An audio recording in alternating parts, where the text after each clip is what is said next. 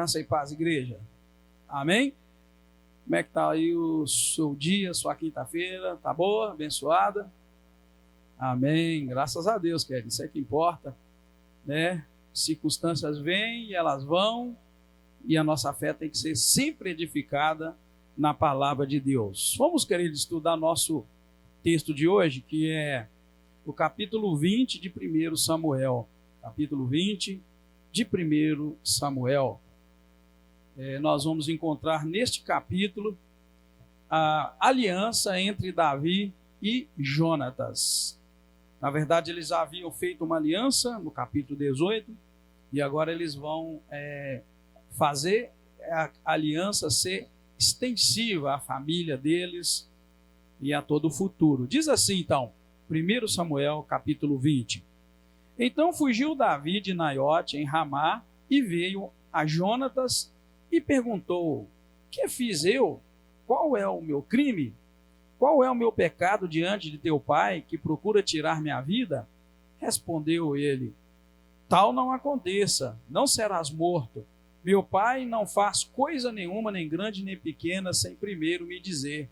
Por que meu pai me ocultaria isso? Não é verdade.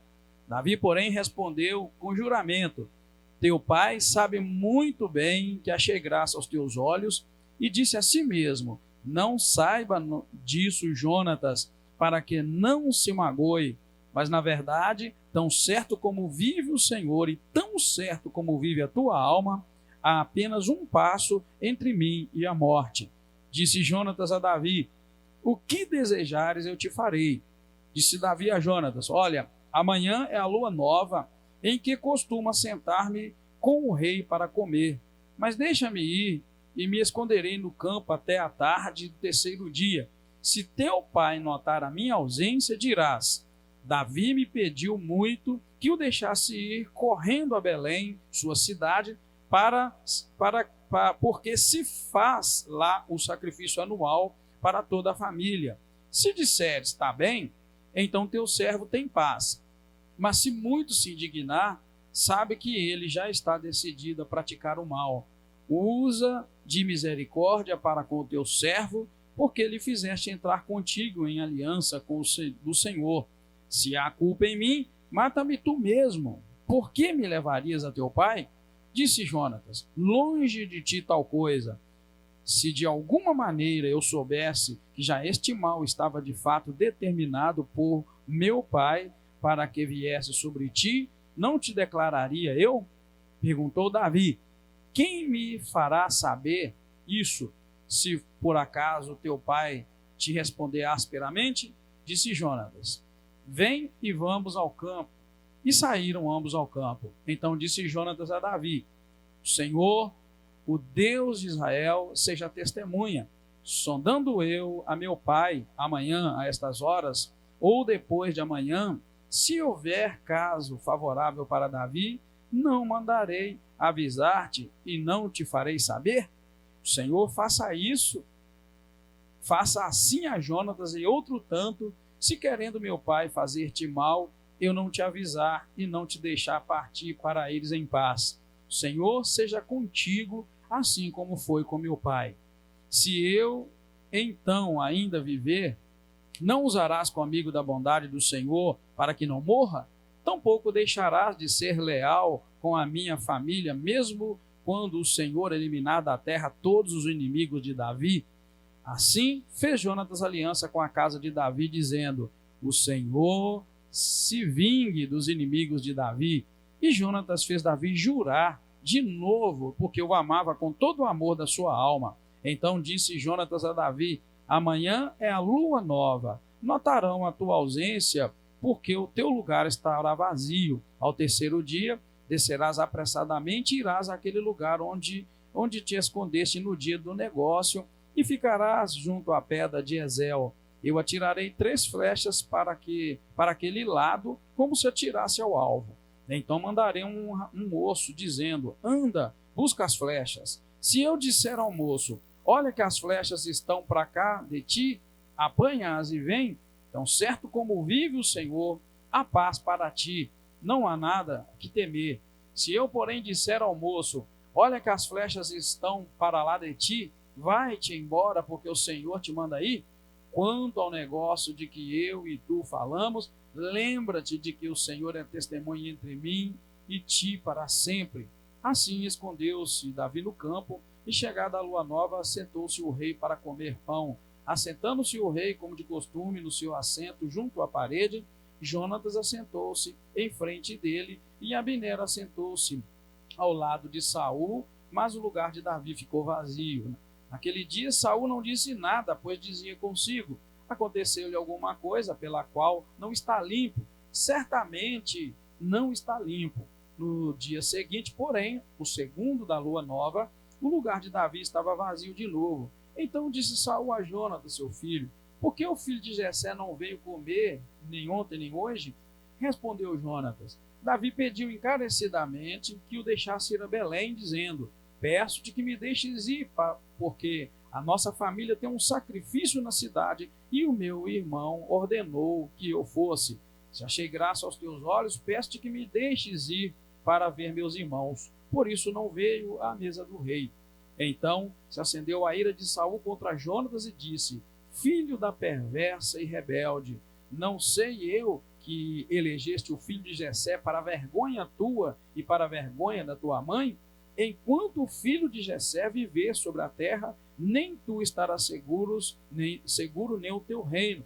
Pelo que manda buscá-lo agora e traze-o a mim, pois é digno de morte. Respondeu Jonatas a Saul, seu pai: por que há de morrer? Que fez ele? Então Saul atirou-lhe a lança para o ferir. Assim entendeu Jonatas que seu pai já tinha decidido matar Davi, pelo que Jonatas, todo encolerizado, levantou-se da mesa. No segundo dia da lua nova, não comeu, porque se magoara por causa de Davi, pois seu pai o tinha ultrajado. Na manhã seguinte, Jonatas saiu ao campo no tempo ajustado com Davi, levando consigo um rapaz. Então disse ao seu rapaz: corre a buscar as flechas que eu atirar. Correu o rapaz, e Jonatas atirou uma flecha que fez passar além dele. Chegando o rapaz ao lugar da flecha que Jonatas havia atirado, gritou Jonatas atrás dele: não está a flecha mais para lá? Tornou Jonatas a gritar ao rapaz: apressa-te e não demores. O rapaz de Jonatas apanhou as flechas e a trouxe ao seu senhor.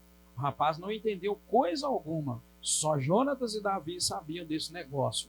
Então Jonatas deu as suas armas ao rapaz e disse-lhe: anda, leva-as à cidade.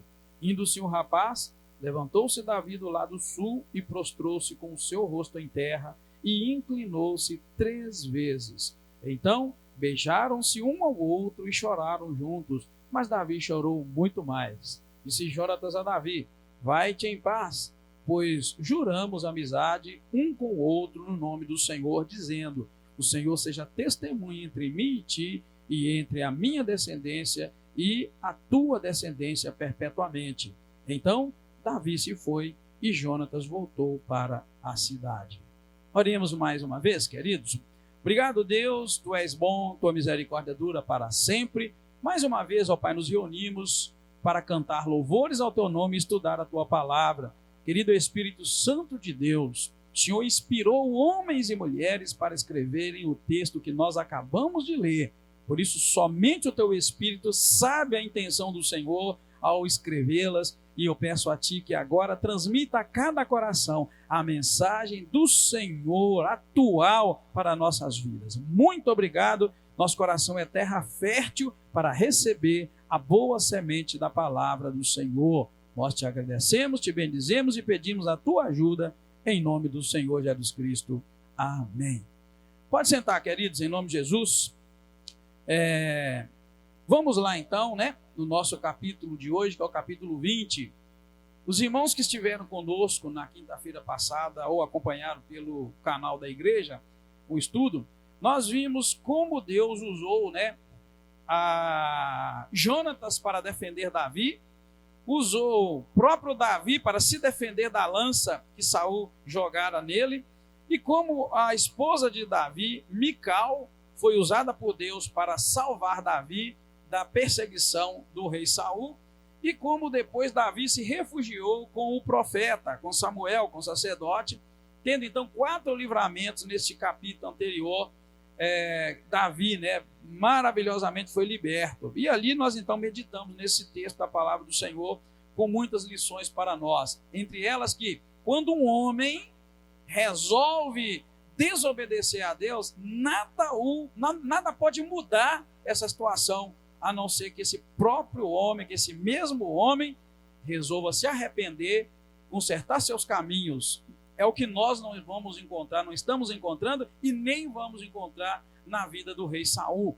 Quem está estudando conosco tem visto que Saul foi escolhido por Deus para ser rei, mas no meio do caminho, Saul deixou a vaidade, deixou o orgulho, deixou a inveja, deixou a mentira tomar conta dele, de tal maneira que a situação dele vai piorando a cada dia. E aí estamos arrancando lições desse texto para a nossa vida, né, que é o que importa para nós. Obrigado, meu irmão.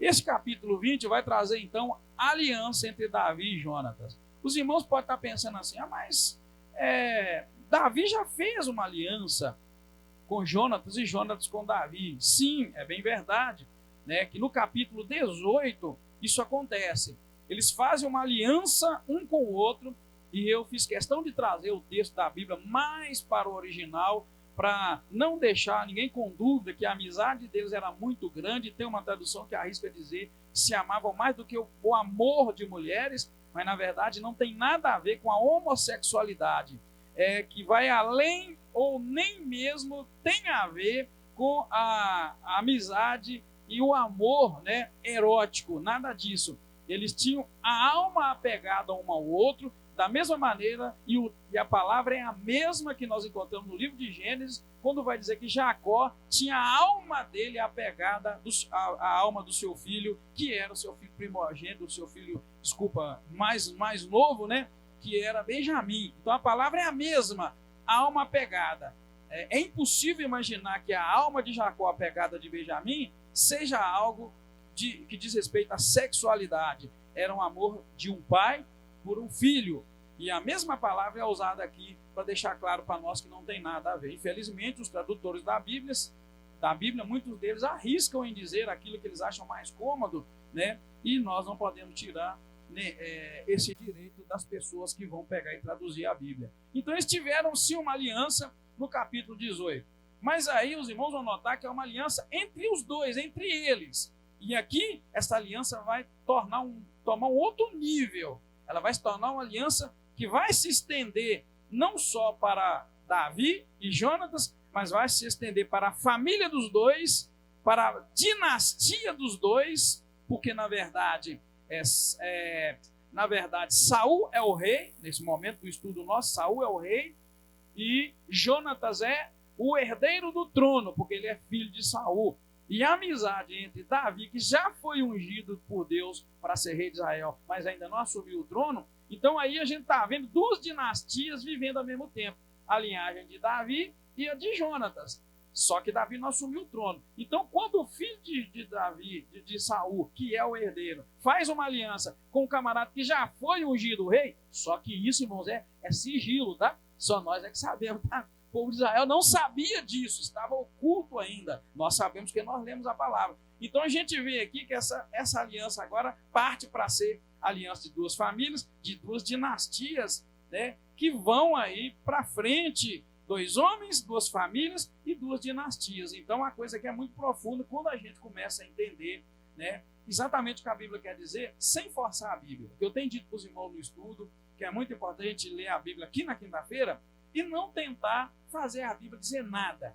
Basta o que ela diz, porque essa é a nossa intenção ao estudar a Bíblia capítulo por capítulo aqui na igreja. E incrível, irmãos, a gente tem gravado os estudos desde Apocalipse, né? Estudamos o Novo Testamento todo, mas começamos a gravar em Apocalipse. E agora começamos em Gênesis e estamos em 1 Samuel. E ontem uma pessoa precisou de um esclarecimento, me mandou uma mensagem, e eu disse a ela que nós estudamos isso aqui na igreja na quinta-feira. Só quando eu fui no canal da igreja, não tem. Nós não filmamos de Mateus até Judas, mas só filmamos de Apocalipse para lá. Se tivesse, era moleza para a irmã né, poder olhar lá o que foi comentado. Então aqui a gente não quer que a Bíblia diga nada que nos interessa. Nós queremos apenas ver o que ela diz e aí sim tirar uma lição e aplicar para o nosso coração, tá bom? Então veja bem, que pé que nós estamos?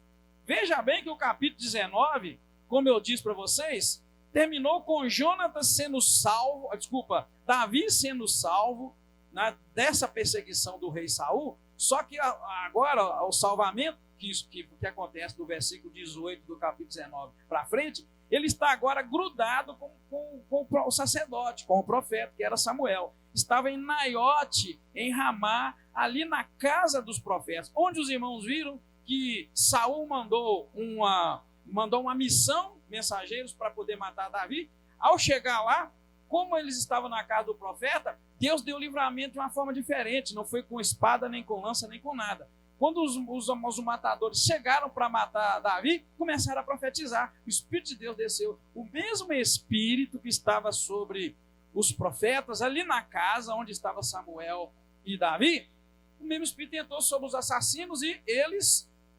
profetizaram. Aí, quando chegou a notícia para o rei Saul, ele furioso mandou mais uma missão, mais uma equipe de mensageiros, para ir lá e cumprir o serviço, executar Davi, já que os outros agora profetizavam. Esse grupo que chegou também profetizou. O mesmo Espírito desceu sobre eles, e é incrível, irmãos, a gente conhecer a Bíblia como ela diz e não querer fazer a Bíblia entrar naquilo que a gente aceita. É aceitável que os homens vão lá furiosos para matar Davi, o ungido de Deus, e eles começam a profetizar? Para a nossa cabecinha de crente do século XXI não é aceitável, mas aqui aconteceu. Então é por isso que a gente lê a Bíblia sem querer falar: Bíblia, diga o que eu quero, ou Bíblia, confirme o que eu gosto. Não, é duro e aconteceu. Ao fim disso, ainda estamos, no capítulo 19, só lembrando para você, agora que Davi foge. Então, aí o próprio Saul resolve: mandei mensageiros, e todos os grupos que eu mandei chegaram lá e não mataram Davi, profetizar. O próprio Saul resolve ir. A Bíblia então relatou para nós no capítulo anterior que assim que ele chegou também na casa onde estavam Davi e os profetas e Samuel, a Bíblia diz que o mesmo Espírito desceu sobre ele e ele se pôs a profetizar. E ali ele se despiu da sua roupa e ele esteve nu por terra, diz o versículo 24, o último versículo do capítulo anterior. Ele esteve por terra todo aquele dia, toda aquela noite, profetizando, e nu, peladão. E o mais incrível é que ele era o rei de Israel. Certamente ele foi para lá bem vestido e chegou ao ponto de se despir e ficar profetizando, tá, irmãos? Isso é um parêntese. Não, queridos, nós sabemos muito bem, né, que isso são circunstâncias que aconteceram, não é normativo, não é norma, não é regra, é uma circunstância, mas elas estão escritas. Então, quando ele chega, se despe das roupagens, das vestes dele, se põe a profetizar, fica claro para nós que quando Deus quer que um homem permaneça vivo, ninguém pode matá-lo. É o caso de Davi. Deus não quer que ele morra, então ele não vai morrer. Nada que se tente vai acontecer. E eu achei incrível que ele foi livre porque Jonatas intercedeu por ele, ajudou, né? Ele foi livre porque ele foi esperto, fugiu da espada. Ele foi livre porque Mical, a esposa dele, deu um jeitinho enganou os homens, ele foi livre. E depois ele é livre, irmãos, porque o Espírito Santo de Deus fez com que os assassinos dele profetizassem. Então isso me dá uma paz muito grande quando a gente lê isso, de saber que se nós estamos dentro de um propósito de Deus, irmão, nós não vamos morrer fora da hora de forma alguma. Amém, queridos? A gente só precisa se encaixar dentro do plano de Deus para ficar em paz, tranquilo. Claro que isso é um processo na nossa vida, a gente vai aprendendo cada dia mais, confiar em Deus. É muito fácil eu subir aqui e falar para você que Deus nos protege, fique em paz, fica tranquilo. Mas eu quero ver quando eu estiver sendo perseguido, né? Quando você estiver sendo perseguido. Mas fica o exemplo para que nós possamos lembrar que Deus age dessa maneira. Não precisa de ajudinha. Deus tem as suas maneiras de trabalhar e sua forma de trabalhar para que o nome dele seja glorificado. Então é nesse contexto que eu coloquei aqui, deixando a casa dos profetas, porque Davi está agora refugiado na casa dos profetas, todos que vieram para matá-lo, entrou no culto, né, e foram profetizar. Os assassinos profetizando. Então ele sai dali da casa dos profetas, a Bíblia vai dizer para nós, e ele vai se encontrar com Jonatas e vai indagar a Jonatas sobre qual o motivo da perseguição, né, que o pai, que Saul estava fazendo contra ele? Diz assim: então fugiu Davi de Naiote em Ramá, que era a casa dos profetas, e veio a Jonas e perguntou: o que eu fiz? Qual que é o meu crime? Qual o meu pecado diante de teu pai, que procura tirar minha vida? Então você vai ver, o camarada está protegido lá em Naiote, né, em Ramá, na casa dos profetas. Ele sai de lá e vai perguntar para Jonas, lembrando que Jonas é o herdeiro do trono do qual ele já foi ungido rei, só que isso é sigilo, isso está fechado. Já questionamos aqui com os irmãos, como pode isso ser mantido sigilo? Hoje em dia, irmãos, é tão difícil você manter sigilo de alguma coisa. O camarada foi ungido rei, claro que a família dele sabia, os pais, os irmãos e tal, e pronto, ninguém mais sabe, e está mantendo sigilo. A gente vê que a Bíblia não mostra que alguém denunciou esse fato, porque era um propósito de Deus. Então a gente pensou também sobre a questão do sigilo, a importância da gente aprender a ser sigiloso. E também tentamos traçar aqui na igreja, naquele dia, a diferença entre sigilo e segredo.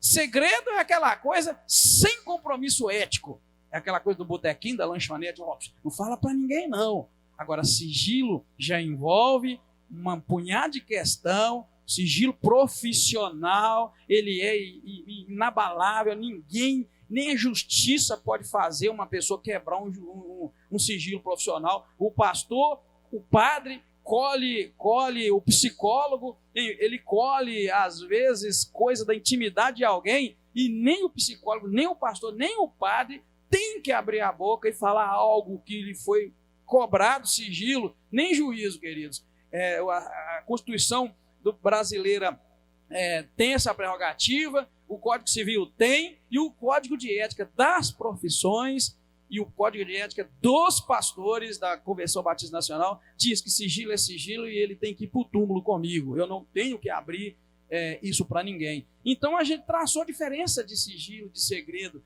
e isso está sendo mantido em sigilo. Que coisa bonita, irmãos, a gente tem que aprender muito sobre isso, a manter sigilo. Sabe, irmãos, tem coisa não, a Bíblia orienta lá no Novo Testamento: confessai as vossas culpas uns aos outros e orai uns pelos outros para serdes curados. Só uma igreja que sabe manter sigilo, irmãos, é que pode ser aplicado esse versículo. Ai, como eu sonho com uma igreja, irmãos, onde qualquer irmão que entrar por aquela porta pode chegar em qualquer um de nós, desde a irmã que fica lá na introdução até o que está no púlpito. Como eu gostaria de ter uma igreja assim, desde lá da porta você pudesse chegar: irmã, eu queria abrir meu coração com você, e abrisse mesmo, querido, e fosse guardado sigilo.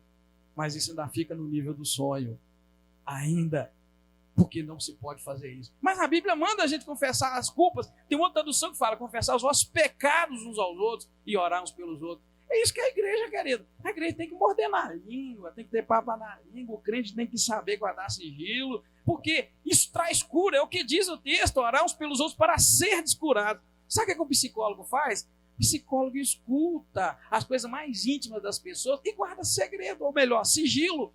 Não segredo, sigilo. Por que os irmãos não guardam sigilo? Por que os irmãos têm dificuldade de guardar? Já notou isso?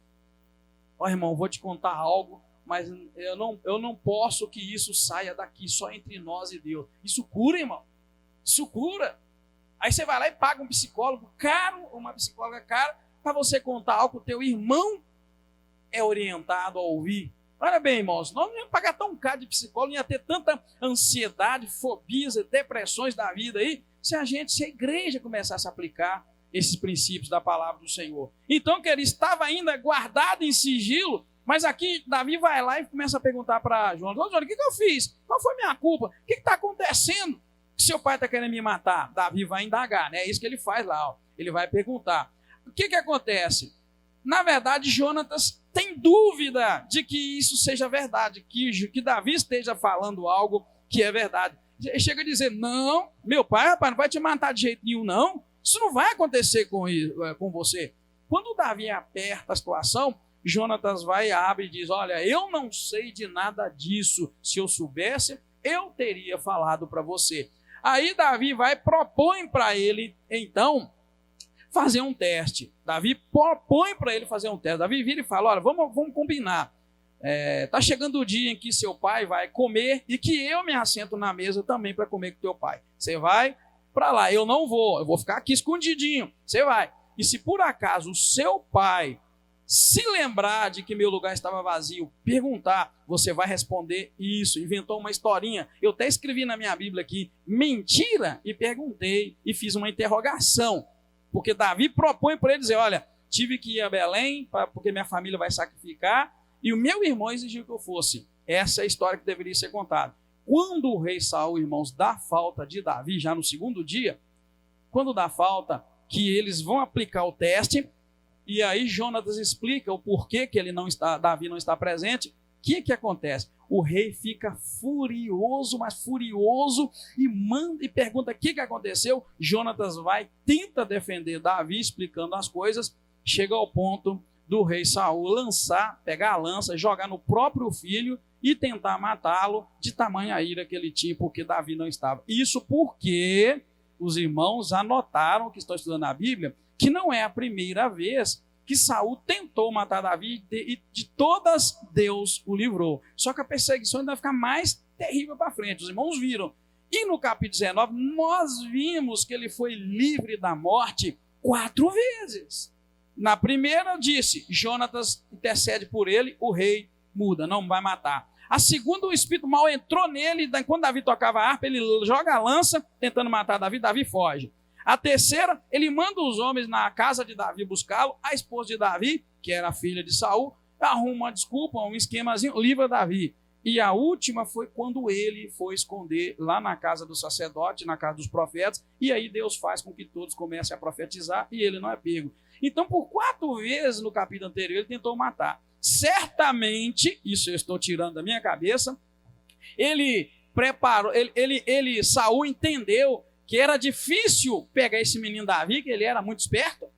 Ele imaginou, na hora que a gente estiver comendo na mesa do rei, ele está indefeso, eu com a minha lança, eu vou pegar a lança e encravar em Davi aqui dentro da minha casa, dentro do palácio, e resolvo essa questão. Só que, de alguma maneira, Davi foi mais esperto. A Bíblia não diz que Deus revelou a ele nem nada, mas ele acaba não indo a essa festa. Por isso, a grande fúria do rei, tentando, agora até contra a própria do filho. Por quê? Ao propor esse teste, a gente vai notar, por um momento, que Jonatas até se humilha diante de Davi, irmão, sabendo que ele será rei de Israel. E ali eles fazem essa aliança bonita.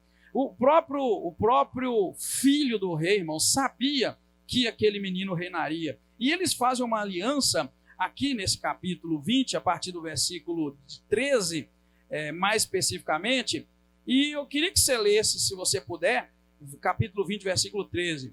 O Senhor faça assim a Jonatas e outro tanto, se querendo meu pai fazer-te mal, eu não te avisar e não te deixar partir para ires em paz. Aí lá bem, irmãos, que ele diz, o Senhor seja contigo, assim como foi com meu pai. Olha bem. Jonatas falando, Davi, o Senhor seja contigo assim como foi com meu pai. 14. Se eu então ainda viver, não usarás comigo da bondade do Senhor para que não morra? Está vendo? Jonatas aqui está pedindo a ele que depois que tudo aconteça como tem que acontecer, que o Senhor seja com Davi, e que se ele ficar vivo depois de tudo, que ele não morra, que Davi não mate, não tire a vida dele. 15. Tampouco deixará de ser leal com a minha família. Agora, irmãos, não é só ele pedindo por ele, pela vida dele. Ele agora pede pela família. Tampouco deixará de ser leal com a minha família, mesmo quando o Senhor eliminar da terra todos os inimigos de Davi. Olha o que ele faz. Ele se humilha diante e para e pensa que ele, irmãos, que estava falando com Davi, pedindo misericórdia futura, lembre-se que ele é herdeiro do reino. Ele é filho do rei, que é Saul. Na morte de Saul ele assumiria. Mas ele está entregando tudo nas mãos daquele que ele sabe que vai governar Israel, Veja bem que ele se humilha diante de Davi, sabendo que Davi, eu coloquei um ele, parece que é Jonatas, será o rei de Israel, e ali eles então fazem aliança. Então ele continua, 16, assim fez Jonatas aliança com a casa de Davi, dizendo, o Senhor se vingue dos inimigos de Davi. Irmãos, um filho um filho, por mais de uma vez, dizer para o seu amigo, olha, que o Senhor se vingue dos seus inimigos, sabendo que o pai dele é um inimigo e que vai estar entre aqueles que Deus vai se vingar. Então a gente, irmãos, tem que, eu falei na igreja que a gente precisa se posicionar, o crente precisa se posicionar, entender como Deus trabalha, como Deus age, e entender o que é misericórdia, o que é compaixão, o que é graça, mas entender também como é que Deus faz tudo isso, irmãos. Como é que Deus age com graça, com misericórdia? Assim a gente vai conseguir ter o coração de Deus em nós e vamos nos compadecer da raça humana de forma geral, irmãos, somente aqueles que estão mais agora agarrados no pecado, mas vamos entender como Deus age também e ter um coração limpo e aberto diante de Deus para poder pensar como Deus pensa, agir como Deus pensa nos nossos negócios, no nosso trabalho, na nossa rua, nossa família, em todo o tempo, porque isso é que Deus está esperando de mim e de você, compreender como Ele age para que nós possamos aprender através do agir de Deus, aprender o caráter de Deus. Porque nós estamos estudando a Bíblia no Velho Testamento, quando Deus mandou descer fogo e matar, quando Deus mandou dilúvio, Deus mandou tudo isso, Ele não fez porque Ele é um Deus cheio de ódio, Ele não fez isso porque Ele é um Deus ruim. Quem leu, quem estudou, viu que o povo chegou num tal nível de pecado que Deus agiu com amor também, mesmo quando Ele agia de maneira tão dura. E assim a gente vai aprendendo, né, irmãos, com Deus e com o caráter de Deus. Então essa aliança que eles fazem aqui, irmãos, ela vai se estender até o versículo 24. É uma aliança muito bonita, em que fica claro que eles criam um código. O código é: se meu pai não quiser fazer mal para você, eu vou jogar uma lança num alvo. Um alvo lá, vamos dizer que o alvo fosse uma pedra. Vou jogar uma lança. Você vai estar escondido. O Davi estava escondido lá. Vou jogar a lança. E a flecha, desculpa aí.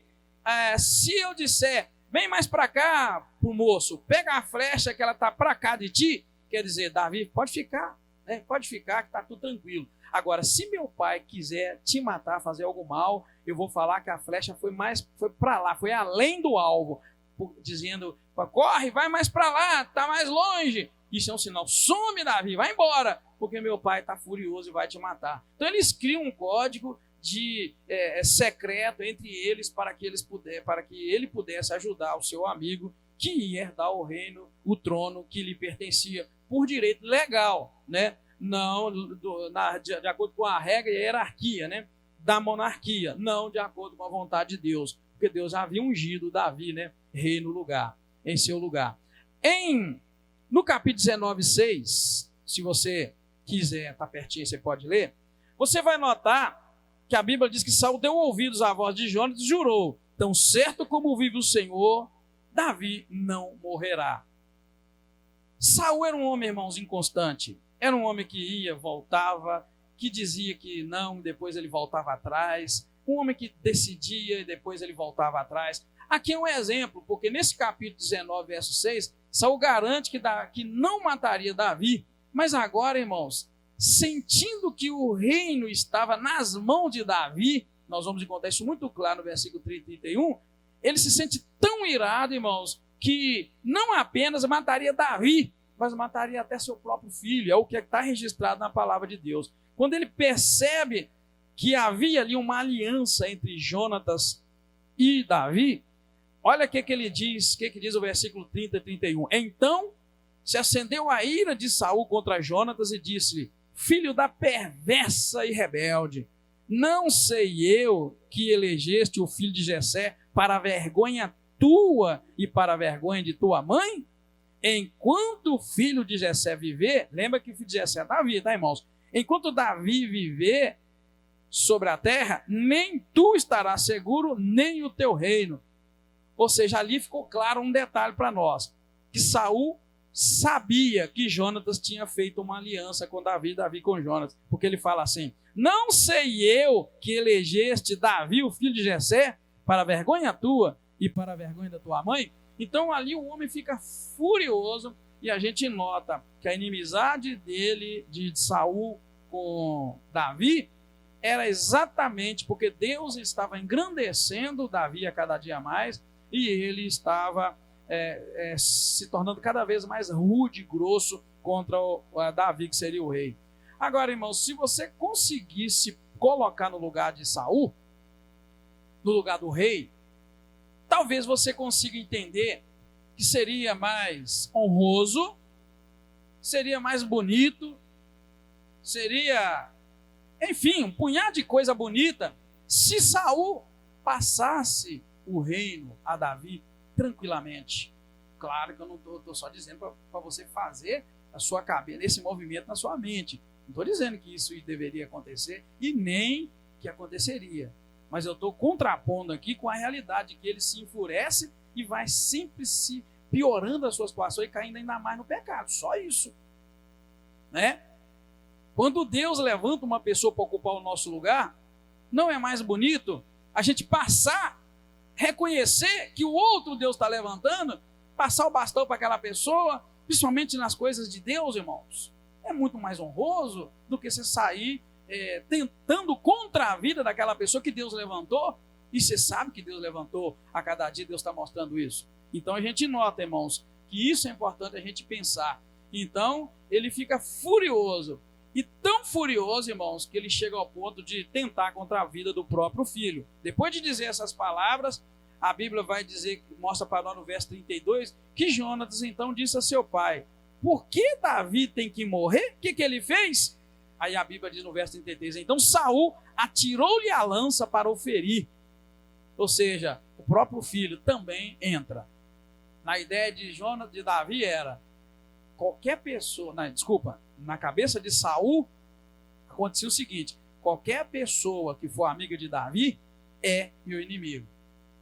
Ele tinha um ódio que nada fazia mudar, né? Então Jonatas era amigo de Davi, então Jonatas se torna um alvo, e aí quando ele joga a lança para matar Jonatas então entende, opa, agora eu entendo. Tanto que tem a palavra assim entendeu Jonatas que seu pai já tinha decidido matar Davi. Incrível, precisou de tudo isso para Jonatas entender, ele vai matar. E aí então ele vai lá, né, e cumpre, avisa, né, Davi da intenção de Saul, usando aquele código, né, da lança, da flecha.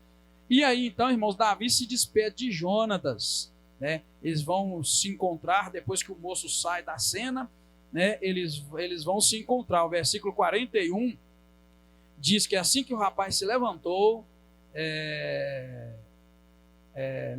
depois que o rapaz foi, levantou-se Davi do lado sul e prostrou-se com o rosto em terra e inclinou-se 3 vezes. Davi vai para o lado de Jonatas, porque ali o código ficou claro que ele deveria fugir, ele vai se despedir de Jonatas, e ele se inclina por terra 3 vezes. O que você entende que seria, literalmente, a pessoa se inclinar por terra?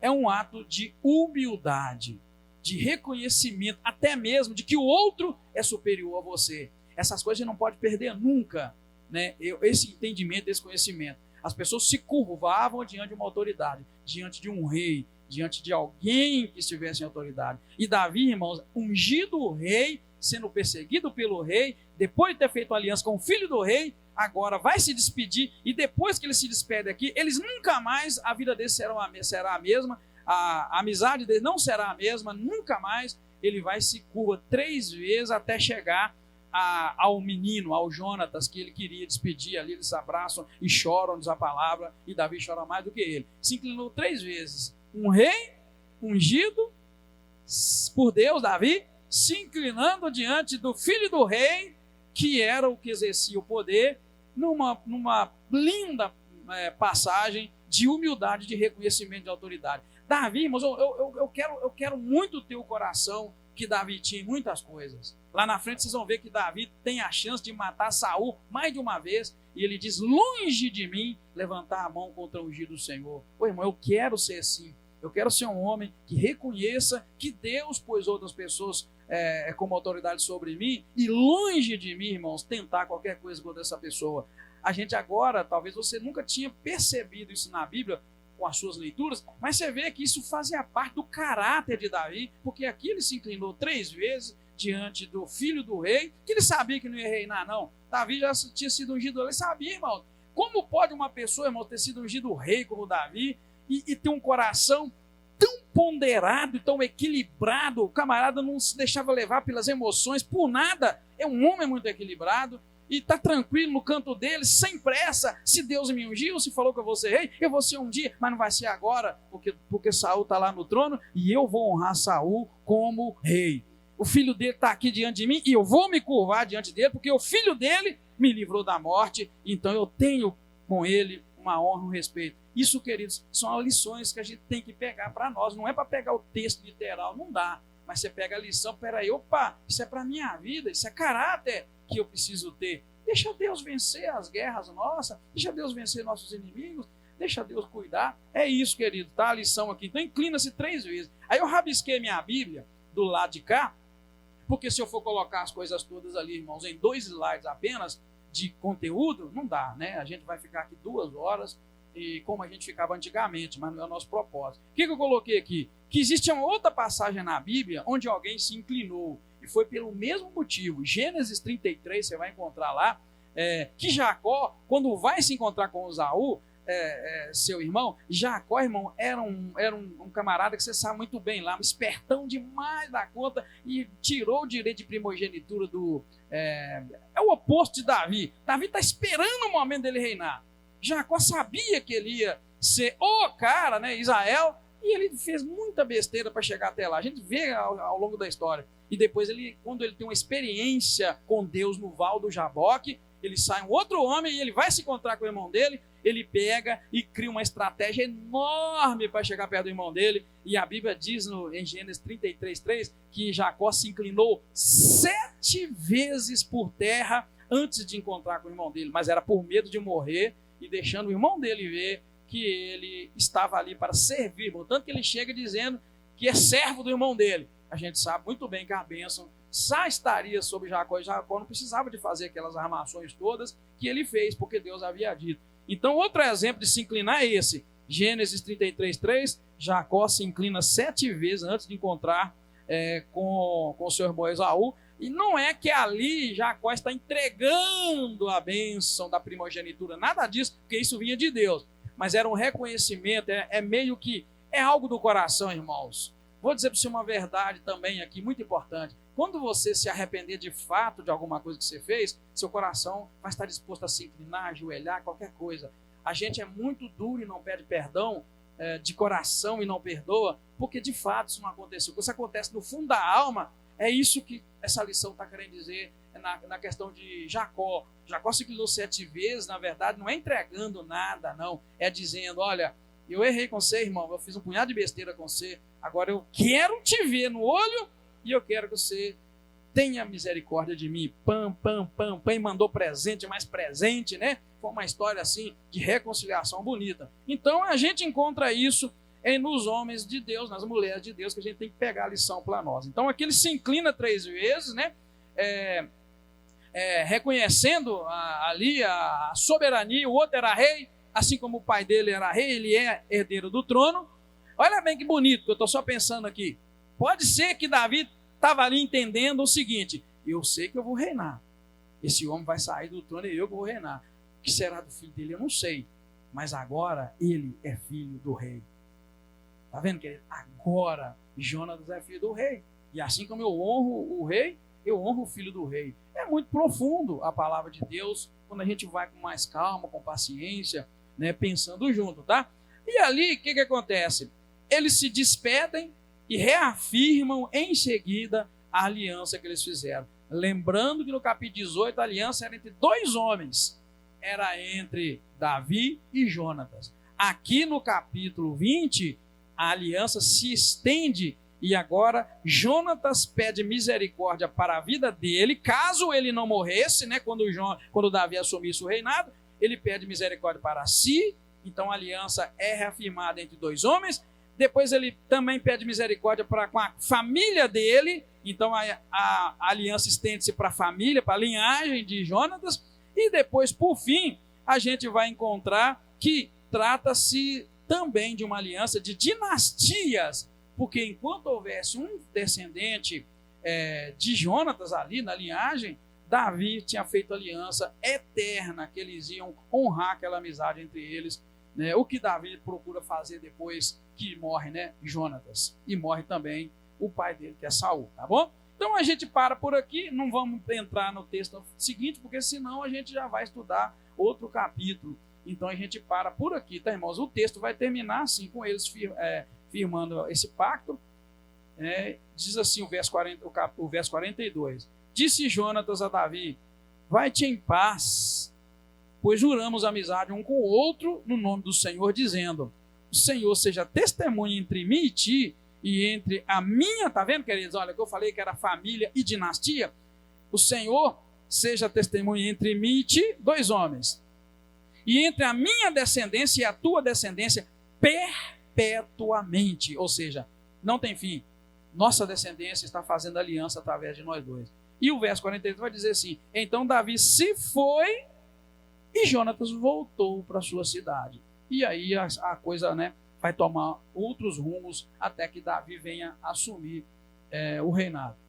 Podemos concluir então, irmãos, que a amizade entre Davi e Jonatas gerou uma aliança extensiva às futuras gerações, a qual foi a base da confiança mútua entre eles. Devemos sair do isolamento pessoal e firmar alianças com pessoas tementes a Deus, que irão fazer prosperar a nossa vida e a vida da nossa família. Essa é a minha conclusão que eu tiro desse estudo de hoje, desse capítulo.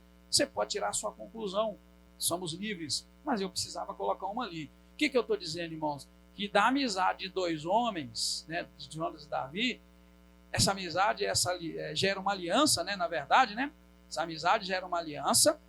Aliança, querido, aliança. Por que eu coloquei isso aí que é profundo demais? Depois você pode pegar lá no estudo que vai para a internet amanhã. Porque hoje eu, e creio que todos nós aqui, temos dificuldade, queridos, de ter um amigo. E isso faz falta. Amigo. Pastor, não existe mais amigo hoje. A gente diz isso por causa das porretadas que a gente já levou na cara das pessoas. Mas eu venho te dizer que existe sim alguém na face da terra. Estou falando de pessoa, não estou falando de Deus. Jesus, que é o nosso melhor amigo. A gente canta, Jesus é o melhor amigo. Ele é o melhor amigo. Não, querido, estou dizendo da necessidade que temos de deixar o nosso coração livre para ser essa pessoa que se oferece em amizade e aliança para abençoar a família do outro e também receber a bênção para nós e para a nossa família. Temos que quebrar, querido, as maldições que o inimigo tem lançado, criando pessoas isoladas. Nós somos, na verdade, ilhas, irmãos. A gente vive ilhado. Às vezes a gente não consegue ter a amizade do cônjuge. O marido não consegue ter a amizade da esposa e nem a esposa do marido. E a gente não tem amigo nenhum na face da terra. Nossos filhos são nossos amiguinhos. Enquanto estão pequenininhos, tomou certa idade, vira nosso inimigo ou nós inimigo deles. A gente, querido, tem dificuldade de relacionar e não pode ser assim. Essa lição de Jonatas. Ô, gente, olha para Jesus, vocês vão ver uma coisa. Nunca vi um camarada tão puro e tão inocente quanto Jesus. Você viver no meio de 11 camaradas, cabeça dura igual ele viveu, os 11 discípulos. Pastor, eram 12. Não, eu deixei o Judas para te mostrar que a Bíblia diz que Jesus diz que ele era o diabo. E me diz quando Jesus temeu dizer algo, falar algo, agir, porque tinha um diabo perto dele. Está vendo, que nós criamos uma ilha, nós nos ilhamos dos relacionamentos. Jesus sabia que Judas era diabo? Claro que sabia. Sabia que ia trair? Claro. Tanto que na hora que estava questionando Jesus, quem é que vai te trair? Jesus fala, aquele que mete a mão comigo no prato vai me trair. E a outro texto vai dizer que Judas sai dali, já vai lá e trai, e volta, e acontece aquela coisa toda de Jesus ser preso. Querido, temos que orar e falar, Deus, em definitivo, eu quero que o Senhor arranque do meu coração esse apego às decepções que nós sofremos. Sofremos decepções com algumas pessoas, porque talvez nós fizemos o que não devia. Mas podemos ser puros como Jesus Cristo, puros como Jonatas, puros como Davi, e criar amizade, irmãos, que vão gerar alianças, que vão se estender para nossas futuras gerações, e que seja a base da confiança entre nós, uma aliança que não pode ser quebrada, e parece que não vai ser quebrada por qualquer coisa também, não, irmãos? Pare e pensa pela lógica. Estou te forçando? a entender o que a Bíblia diz e não fazer a Bíblia falar o que a gente quer. Mas vamos ser sinceros. Você seria amigo íntimo, não precisar chegar no nível de Jonas e Davi, não. Mas você seria amigão e amigona do filho de um homem que tentasse te matar? Pensa, pode pensar. É isso que a gente está vendo na Bíblia, querido. Você deixa que alguém interfira na tua amizade? Está vendo, querido? A gente vive ilhado, porque o inimigo gosta disso. O inimigo gosta que a gente seja uma ilha, então ele nos ilha às vezes dentro da igreja, irmãos. Quem é crente há mais tempo sabe. Igreja é um lugar muito... A igreja é um terreno muito áspero. É um terreno muito de embate, de combate. Porque a igreja é uma família maior do que a nossa. A nossa lá é só 2, 3, 4, aqui é um punhado. Então é um ambiente muito, muito áspero. E a gente não tem dificuldade, querido, de relacionar dentro da igreja. Porque a gente também tem dificuldade de relacionar fora dela. A gente não relaciona dentro de casa, com marido e filhos. Então a gente não vai relacionar no meio da igreja, não. A gente não relaciona bem no trabalho, nos lugares. E hoje então, querido, você sabe por que tem aumentado o número de divórcios? Minas Gerais já tem 2 reportagens falando sobre isso, que aumentou em 20% o número de divórcios em Minas Gerais na época da pandemia. Por que será? Porque a gente tem dificuldade de conviver, de relacionar, de criar amizade. E olha que aqui foi uma amizade que gerou aliança, que foi extensiva para as gerações futuras, né? E essa amizade foi a base da confiança mútua entre eles, né? E eu proponho para nós, saindo do isolamento pessoal, irmãos, eu quero dizer o seguinte, não é aquele negócio assim, ó, vamos, eu chegar perto da minha esposa, e nós dois, vamos a partir de hoje fazer isso. Então, não.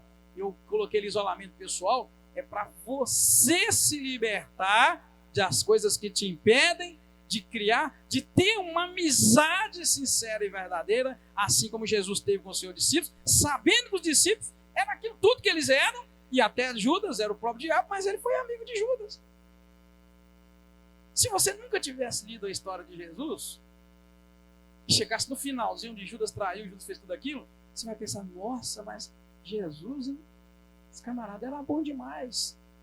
Vivia com esse camarada o tempo todo, no finalzinho, olha o que Judas fez com ele. Mas a gente sabe a história, a gente já lê todo armado. Então é isso que eu estou propondo, querido. A gente sair do isolamento pessoal e firmar alianças com pessoas. Eu queria ter colocado isso em caixa alta e negrito ainda. Não é qualquer pessoa, tá, irmão? Fazer aliança com pessoas tementes a Deus. Quem teme a Deus é diferente de qualquer outra pessoa na face da terra. Davi temia a Deus. Por isso que Davi fez o que ele fez e nós estamos hoje buscando nele exemplo para nós. Davi era um homem segundo o coração de Deus, temente a Deus. Davi era tão temente, irmãos, que ele cometeu um pecado feio, terrível, e ficou numa boa. Mas quando chegou um profeta usado por Deus e lançou na cara dele o pecado dele, você sabe o que ele fez? Se arrependeu amargamente. É isso que eu estou falando, que é a pessoa temente a Deus. Não é a pessoa que não erra, não é um santo que você não vai encontrar. Mas você vai encontrar pessoas, irmãos, que abominam o próprio pecado e tenta buscar a presença de Deus. É um desafio, mas nós não estamos aqui, como eu disse, para fazer a Bíblia falar o que a gente quer. A gente está para estudar o que a Bíblia diz. Então, coloque para nós o desafio de nós sairmos do isolamento pessoal e firmar aliança com pessoas tementes a Deus que irão fazer prosperar nossa vida e nossa família. Quando eu começo a falar, eu não gosto de parar. Mas não pense que eu estou falando daquelas alianças do churrasco. Quem gosta de churrasco? Você gosta de churrasco? Você gosta? Não é aquela turma do churrasco, não é aquela turma da peladinha, não é aquela turma de que mais? Não, querido. Eu estou falando de firmar, de você buscar amizade que vão fazer prosperar a sua vida e a vida da sua família. A maioria das pessoas do futebol, da peladinha, como é que eu falei aqui? Do churrasco, ele é só para comer, querido. Às vezes te joga pro buraco, não te chama para orar, não ganha ninguém para Jesus, não edifica, não aconselha, não edifica nada, não ganha nada. O grupo não é edificado, Deus não flui naquele grupo. Então, querido, não é isso que eu estou dizendo. Boa parte de nós tem aquele grupo que a gente come churrasco, que a gente passeia junto, que a gente faz um punhado de coisa. Estou falando de pessoas tementes a Deus que vão fazer prosperar a sua vida e a vida da sua família. É outro nível. Amém? Deus abençoe a sua vida, em nome de Jesus. Nós, então, encerramos aqui este capítulo. Obrigado, Deus. Te agradecemos por este capítulo que nós estudamos e pedimos a ajuda do Senhor agora para ler outra vez, estudar outra vez este capítulo e tirar, além das nossas próprias conclusões, tirarmos também lições para a nossa vida. Deus querido, nós precisamos confiar nas pessoas, não como confiamos em Deus, mas confiar nas pessoas como pessoas, falhas como nós. Mas ajuda-nos, ó Deus, a cultivar amizades que vão gerar alianças, ó Deus, que vão abençoar nossa vida e a vida da nossa família. Amizades e alianças com pessoas tementes a Deus, que vão nos chamar e nos conduzir para a tua presença. Obrigado mais uma vez, eu te agradeço. Peço que o Senhor nos leve em paz, guardados pela tua mão poderosa. Obrigado, Senhor, nós te agradecemos em nome do Senhor Jesus Cristo. Amém. Amém, queridos. Vamos estar juntos no final de semana, se Deus quiser.